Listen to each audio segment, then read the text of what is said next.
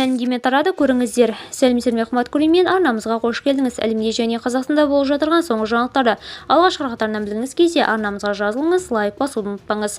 Менімен ойнасаңдар, Назарбаев марқұм Машкевичтің қалай сабасына түсірді. Күні кеше ғана өмірден өткен Машкевич қазақ жерінің қойнауындағы ең байлықты сарқа тоғысқан бай еді. Британ журналисті Том Берджтің клиптайы How Dirty Money is the World атты еңбегінде Назарбаев пен атышулы трионың арасындағы ел есті бермеген ерсілі оқуға сөз болады. Арна Қазақстан нарығындағы сирек таралған кітаптың неміс тіліндегі нұсқасын сілтеме жасапты. 2005 жылғы миллиард доллар таза табыс тапқан Машкевич Forbes-тің тізіміне еніп мақсаттанып жүреді.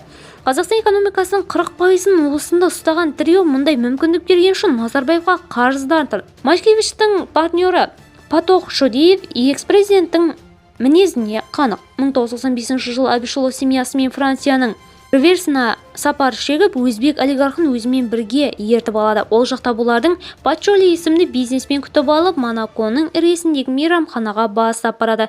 Ле Пирате дейтін ресторанның ұсқыны Назарбаевқа дегеннен-ақ ұнамай тұңғыштың қабағы кіртия қалады. Шодиев жоғары шығуға қаймығып кіреберіске жайғасады. Алғам-салғам киінген даяшылар үстел жая бастағанда Назарбаевтың тағат тосып түрменің ыдыс аяғына ұқсап тәрелкенің бірін жерге тарс еткізеді. Одан кейін тағы бір тәрелкені күл-парша қылады.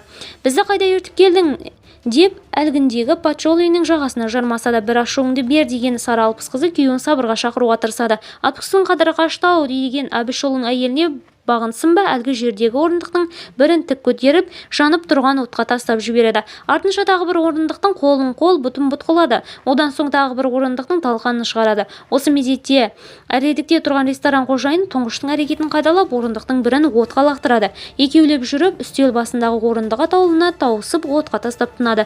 Назарбаевтың мұндай мінезі барын білмеген Шодиевтің қол-аяғынан жан кете жаздайды. Көзі атыздай болған олигархтың реакциясын бағып тұрған Назарбаев бұл сәтте қарқылдап күліп жібереді. Оған ресторан қожайыны мен әлгіде ғана сөз естіген Пачоли қосылып мейрамхананы басына көтереді. Мұның бәрі әзіл, күлкі үшін жасалған еді. Ресторан әу бастан соған бейімделген. Бұл жерге келгенде саяқты талқандап, орындықты отқа тастап сіресі шығарасың дейді Назарбаев олигархтың арқасынан қағап. Шодиев сол піскіні ұмытпастай болады. Видеомыз кеңінен таралу үшін лайк басып жақындарыңызға таратуды ұмытпаңыз. Бізді бақылауды жалғастырыңыз.